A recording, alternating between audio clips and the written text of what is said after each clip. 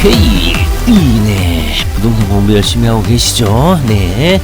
자, 최근 부동산 시장 상황, 주요 신문 기사 뉴스 타이틀 위주로 한번 신속하게 1분 내로 한번 살펴보도록 하겠습니다. 자, 2024년 올 청약 시장의 최대 키워드는 뭐였냐? 학군보다 이것이다. 전통적으로 우리 한국 사람들 교육열이 좀 뜨겁죠. 뭐 저는 교육열이 안 뜨겁다고요? 그렇죠. 양극화가 심하죠. 자녀들 너무 교육에 올인하지 않겠다 이런 부모들도 많긴 하는데요. 아직까지는 자식들이 한두 명 뿐이다 보니까 자식 교육에 관심이 많습니다. 그래서 학군을 중요시하는데 올해 상반기의 청약시장은 주로 직주 군접 위주로 흥행을 일으켰다고 합니다.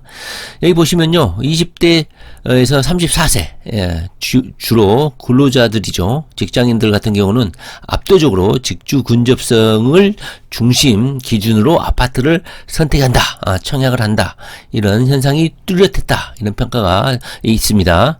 자, 그리고요, 최근 부동산 이슈는 뭐냐면 현재 부동산 시장 가격이 상당히 하락하고 있다 보니까 아파트 가격이 정말 점진적으로 상승할 것이냐, 인구 부족, 출산 부족 이런 문제 때문에 이제 부동산 시장 끝난 것이냐, 이런 회의론이 많이 있는데요. 이거에 대해서 각계 전문가들도 의견이 다 다릅니다. 그렇기 때문에 너무 전문가 말 맹신하거나 이런 뉴스 기사에 휘둘리면 안 되겠습니다. 자, 어제 제가 블로그에 이 원문을 게시를 했긴 했는데요. 주택산업연구원에서 어제 6월 17일이죠. 국회의원회관에서 주택공급 활성화 방안 세미나를 열었습니다. 제목 자체가 주택 공급이에요. 방점이. 그러니까 앞으로 서울 수도권은 주택 공급이 부족하다는 거거든요.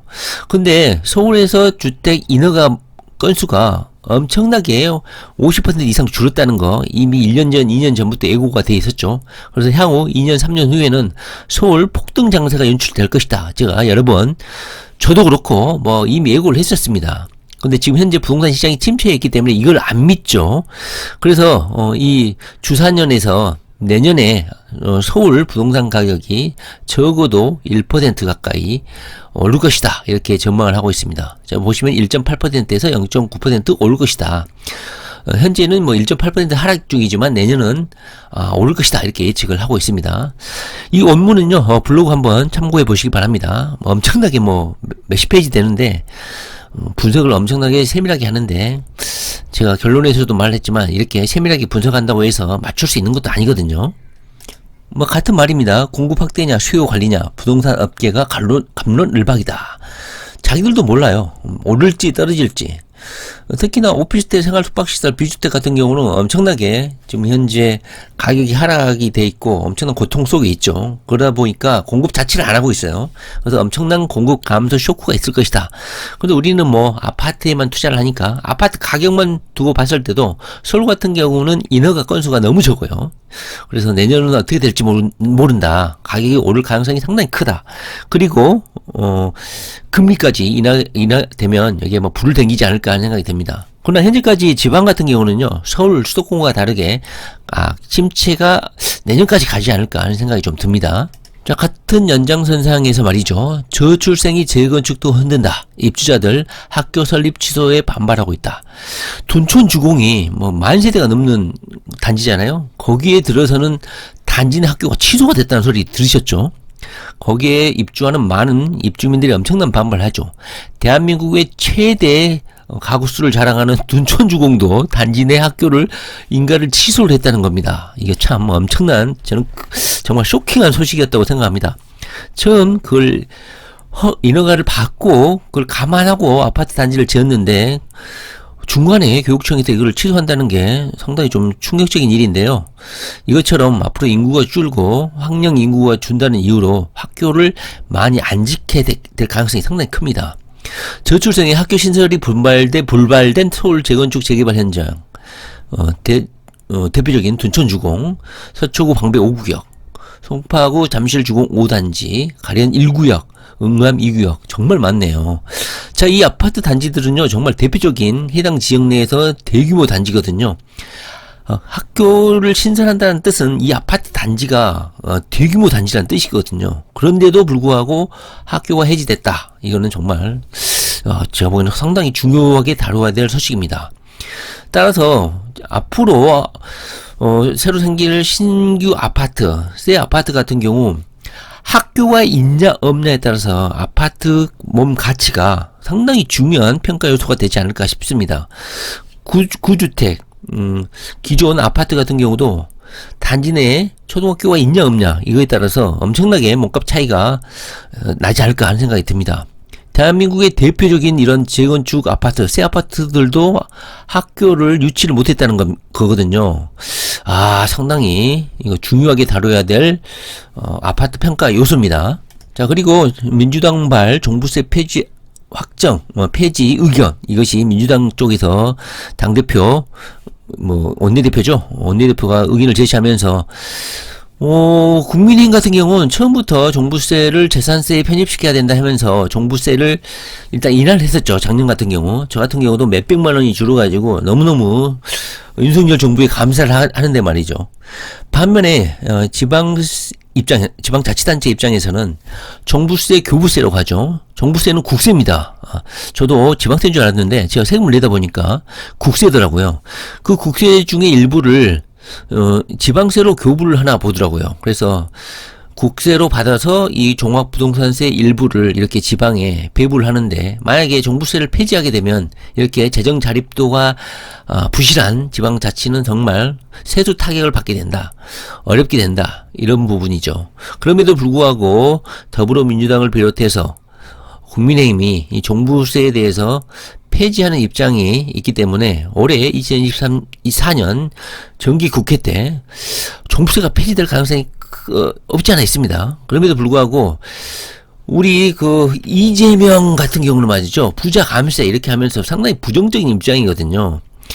한때 총선이라든가 대선 출마 전에는 주택, 1주택, 실거주자의 입장에서는 종부세를 폐지해야 된다, 이런 주장을 하기도 했지만요, 요즘에 부자 감시다 이렇게 또 입장이 좀 바뀐 것 같아서 이재명의 입장이 어떠냐에 따라서 종부세 폐지 여부가 갈릴 거라고 생각합니다. 그러나 민주당에서도 이 종부세 폐지 발언이 나왔다는 것에 대해서는 격세지감이네요. 한번 추이를 좀 살펴볼 필요가 있다, 이런 생각이 듭니다. 그러나 헌재가 합헌으로 보고 여론이 찬성을 한다고 하더라도 대부분의 현재 무주택자라든가 많은 사람들이 종부세는 부자 감세라는 이런 낙인이 찍혔기 때문에 반대하는 여론도 상당히 좀 많은 것 같아요. 이 고정관념입니다. 이건 징벌가세예요, 징벌가세. 자, 그 다음에 최근 트렌드 현상 중에 하나가 바로 부동산 시장 서울 쏠림 심화 현상입니다. 원정 투자가 급증하고 있죠. 지금 현재 서울 같은 경우는요, 버블 정점의 가격의 90%, 거의 100% 가까이 회복한 아파트 단지가 많이 생겨나고 있습니다. 그래서 서울의 이 아파트 가격이 왜 갑자기 급등을 하냐, 이런 궁금증을 가지신 분들이 많은데, 아까 처음에서도 봤지만 서울 같은 경우는 계속해서 공급 부족 현상이 가속화되고 있고, 내년 같은 경우는 거의 주택 인허가 건수가 거의 전무하다시피 합니다. 그래서 서울 가격이, 부동산 가격이, 아파트 가격이 상당히 내년에 걱정이 됩니다. 그걸 또 예상하고 우리 투기 어린이들, 투기 장인 장모님들 서울에 원정 투자 현재 진행 중이라고 합니다. 반면에 지방은 부동산 가격이 현재 좀 침체되어 있는 상황이죠. 자, 그리고 최근에 트렌드 현상이 바로 최근 5년 내 가장 높은 월세 비중을 나타내고 있다. 전세 사기 여파가 지속되고 있기 때문이다. 저는요, 이 현상은 앞으로도 계속 될 거라고 생각합니다. 특히 이 빌라 같은 경우는요, 전세 사기가 제도적으로 국토부에서는 여러 발표를 내놓지만 사후 약방문인 경우가 대부분이고요. 사전적으로 이것을 없앨 수 있는 방안은 현재까지는 없는 것 같습니다. 왜냐면 거기를 중개하는 공인중개사라든가 법무사, 이 사람들이 전문가가 국가에서 공인해서 이 사람들을 신뢰하고 자격을 부여했는데, 이 사람들이 대놓고 사기를 쳐버리면요, 이걸 억제할 방법, 예방할 방법이 없거든요. 공인중개사가 사기를 쳐버린다, 그런 방법이 없어요. 그래서 이 빌라 부분에 대한 전세 부분은 영원히 해결이 되지 않을 것이다. 그리고 엄청나게 또 많은 사람들이 자살하거나 죽었잖아요. 그래서 월세 전세는 빌라 전세는 사람들이 회피를 하고 아파트 월세 쪽으로 이동을 많이 하다 보니까 기존에 월세 비중이 30%, 40%였던 것이 58%까지 폭등하고, 선진국형 임대차 형식으로 바뀌고 있다고는 하지만, 아직 전세가 폐지되거나 하지는 않을 것 같습니다. 이와 관련해서요, 국토부 장관이 이와 관련해서 전세 폐지론을 들고 나오긴 했습니다. 국토부 장관은 이런 주택시장을 관장하는 실무 최정점 수뇌부 아닙니까? 그런데 전세가 폐지될 것 같습니까? 역전세라든가 전세 사기 이런 것 때문에 전세를 폐지하겠다 이런 의견을 제시했는데요. 자, 결론적으로 제가 말씀드리면요, 전세 안 없어집니다. 그러니까 이 미친놈이 그냥 헛소리했다 이렇게 생각하시고요. 전세는 일단 세입자들이 너무 좋아해. 아파트 전세 같은 경우는. 그래서 세입자들이 원하지 않는데, 수요자들이 원하지 않는데 국토부 장관이 폐지할 수 있다. 그리고 이 전통이 40년 50년 가까이 된 이 전세 제도를 한순간에 폐지할 수 있겠습니까? 절대 불가능합니다. 걱정 안 하셔도 되고요. 자, 이미 무주택자이신 분들은 이 청약 통장 관련한 지침 개정사항 보셨겠지만 월 10만원까지 현재는 납입할 수밖에 없거든요. 주택 청약 종합저축 25만원까지 납입할 수 있게 2.5배 상승했죠. 41년 만에 월 납입 인정 한도액을 10만원에서 25만원까지 상향했습니다. 돈 많이 입금할수록 동점자일 경우에는 돈 많이 입금한 자일수록 우선순위가 있지 않습니까? 그래서 10만원에서 25만원으로, 그리고 납입기간도 20년, 10년, 여기 보시면 20년에서 10년 안쪽으로 앞당길 수 있다. 이렇게 해서 일단 돈 많은 사람들이 여러 부분에서 유리한 측면이 있겠죠. 자, 지주택 관련해서는 할 말이 많긴 하는데요. 지주택은 지역주택조합이죠. 재건축하는데 지주택으로 집을 싸게 살 수 있다. 이래서 분양 광고 많고 영업도 많이 하는데요. 절대 지주택 좀 싸다고 절대 사시면 안 됩니다.